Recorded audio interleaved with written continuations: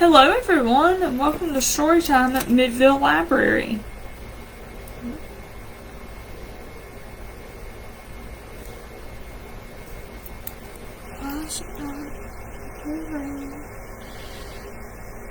Hello everyone and welcome to Storytime at Midville Library. Today is a very special day because we're going to be talking about families. Today is known as Dia de los Muertos, or the Day of the Dead. It's a special time where people in Mexican and Hispanic cultures remember their loved ones. Our first story is A Gift for Abuelita. Let's see if I can flip and see where y'all can see the book better.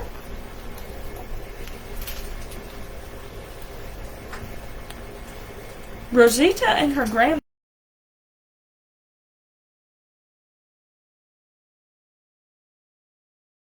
Rosita.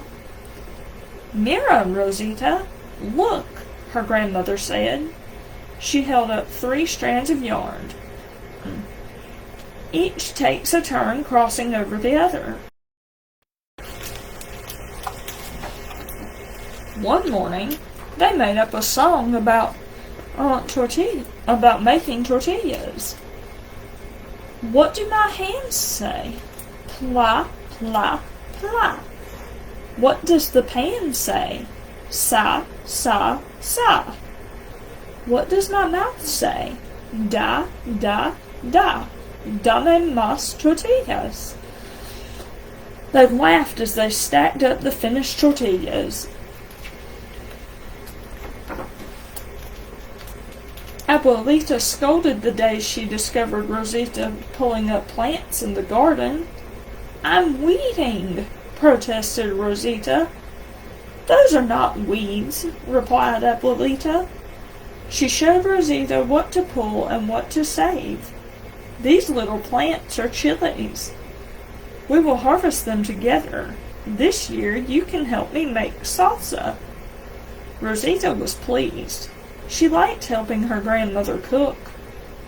Then Abuelita got sick. Soon, she was too weak to work in the garden. Rosita sat by her grandmother's bed, braiding and telling her stories. The chilies are fat now, she told Abuelita. When you are well, we will pick them together. But before the chilies could ripen, Abuelita died. Poor Rosita. I'm sure she was sad.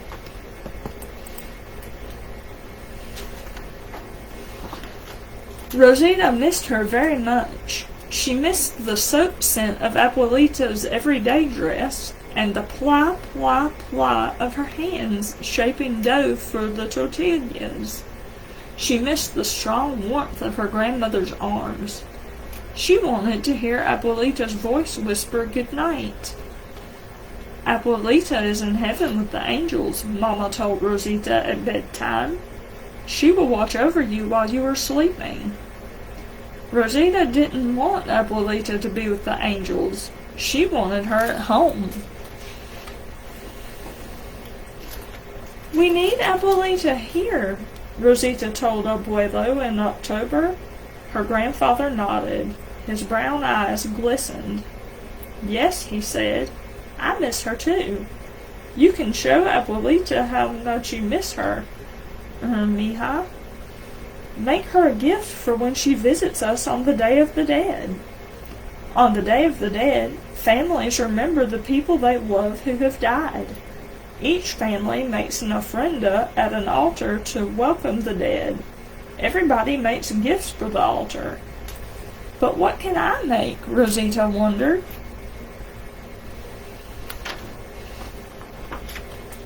What are you making? She asked her brother Carlos just before the holidays.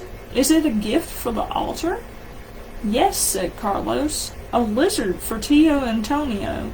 He always liked lizards.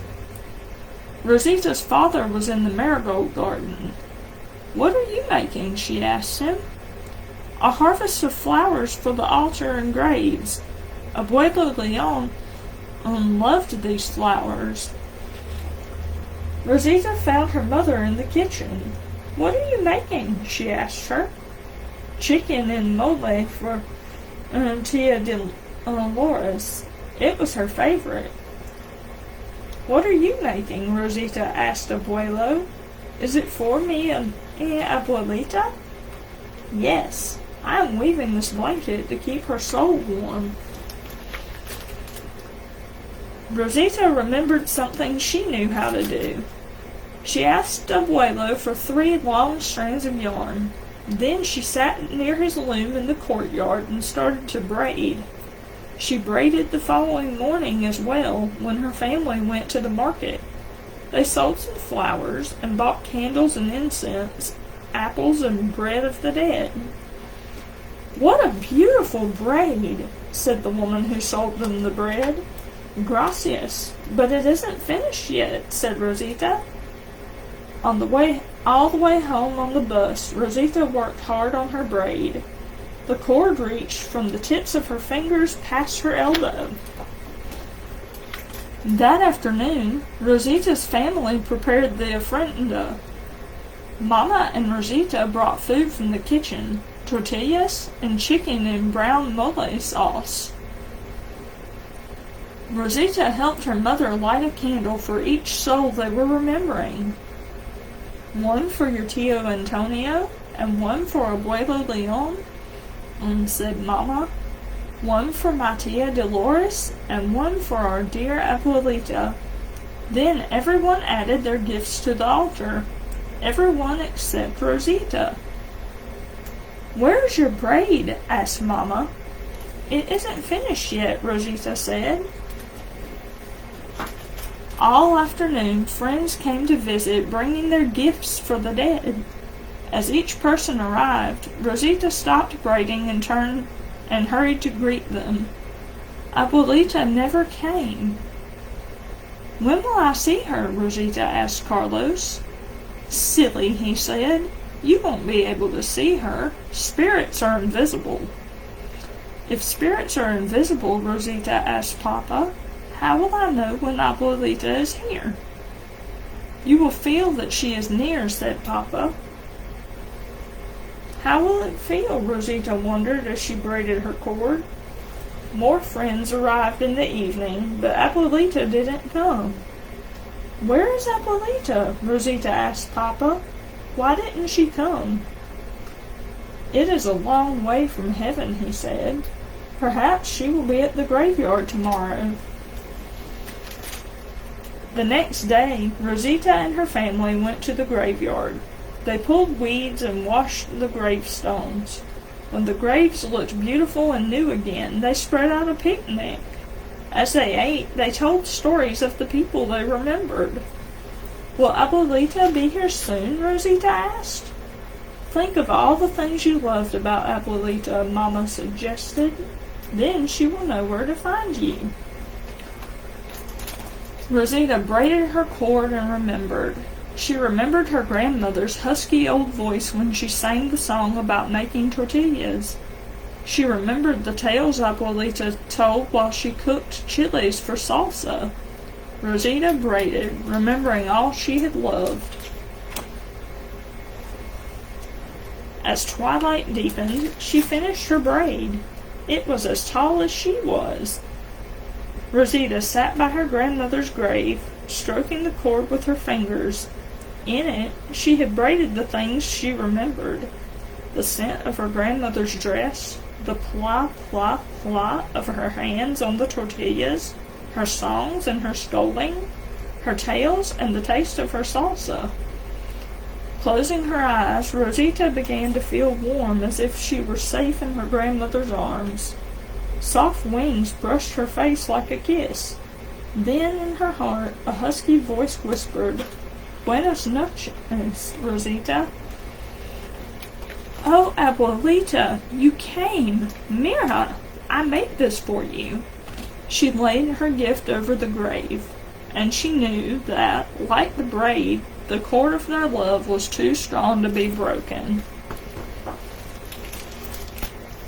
It's really important to remember the happy things about people that you miss. Our next story is about Gustavo. Gustavo was a ghost.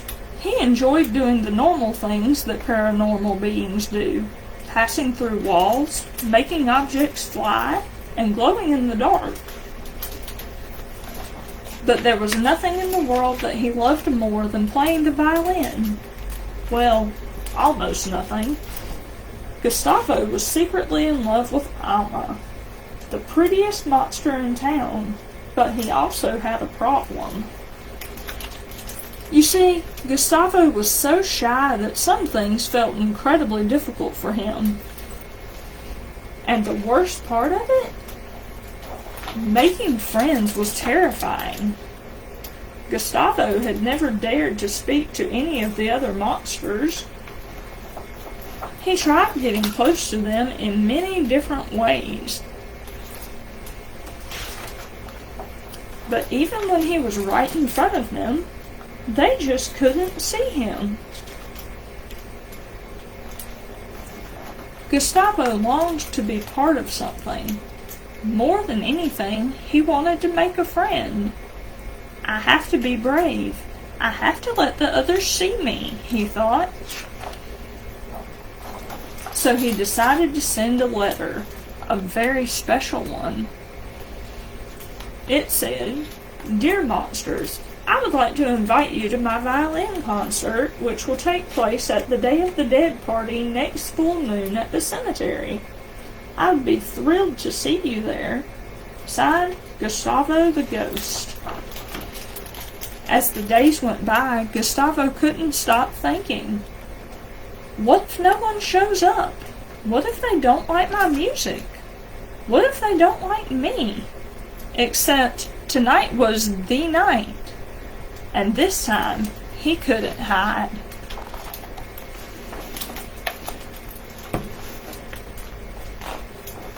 But not a soul had come. So, all alone, Gustavo did what he loved most. And the music made him happy. So happy that he glowed. Oh, how he glowed. "Gustavo," called one of his friends. "We're so sorry we're late. We wanted to get you flowers, but we got lost instead. And then we heard your music, and we saw your glow. We really loved your concert. Would you like to hang out with us?"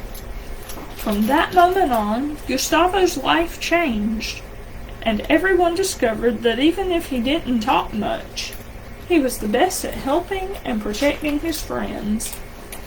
But mostly, Gustavo never stopped surprising them. And they never stopped loving him.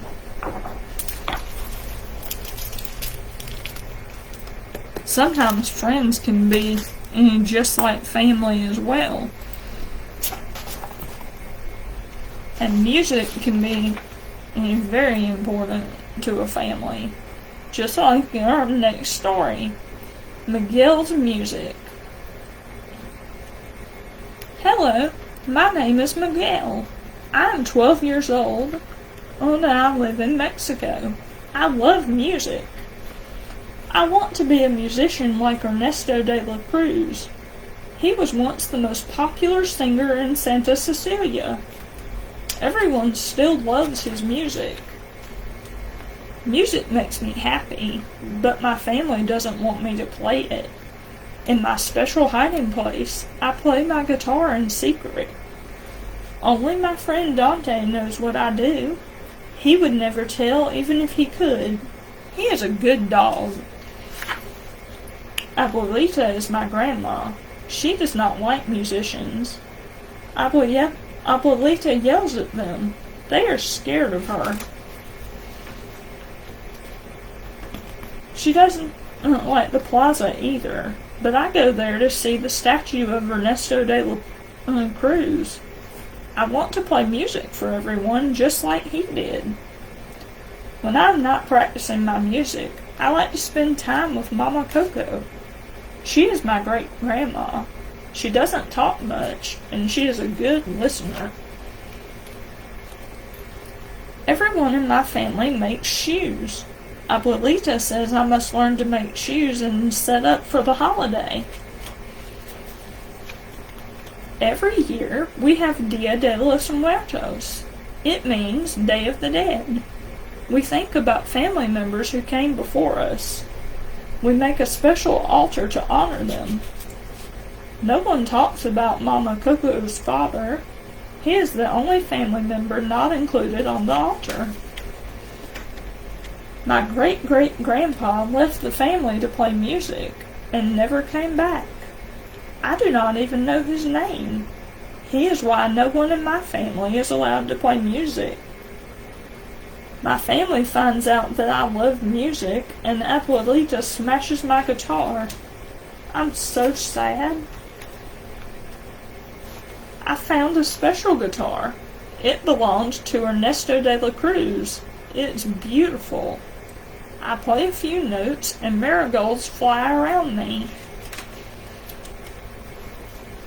On Dia de los Muertos, something magical happens.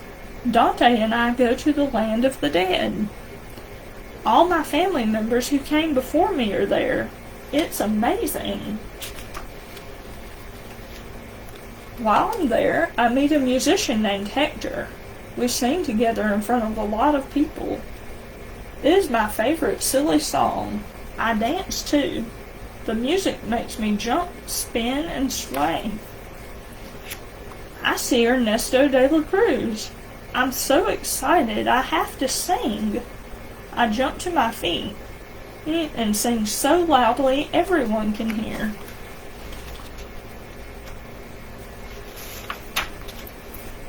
Hector gets mad at Ernesto. Ernesto stole songs from Hector when they were young. Ernesto is a bad musician and a bad friend. Hector tells me that he wrote a song for his daughter Coco. That is Mama Coco's name. Hector is my great-great-grandpa. I return to the land of the living. I have to tell Mama Coco that Hector always loved her and wrote a special song for her. I want Mama Coco to remember her father, so I sing the special song. Mama Coco remembers it. We sing the song together. Everyone is happy. Now, when we remember our lost loved ones, we remember Papa Hector too. We play music together and sing songs just like he did. When I hear my family sing, I feel their love. That makes me want to sing even louder. I'm happy that music is all around us. I hope you enjoyed those fun stories about family. Be sure to join us all this month for virtual story time for more fun stories about families.